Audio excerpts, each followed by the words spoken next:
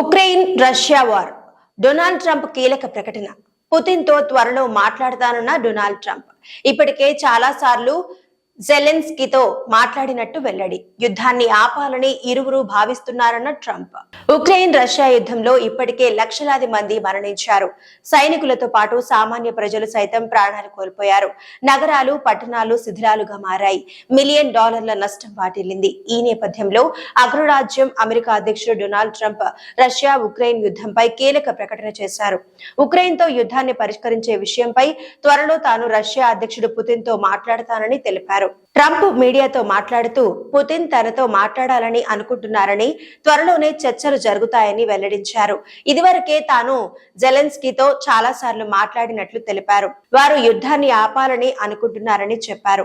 Putin కూడా ఇదే కోరుకుంటున్నారని భావిస్తున్నానని అన్నారు. ఈ విషయంలో తాము సహాయం చేస్తామని తెలిపారు.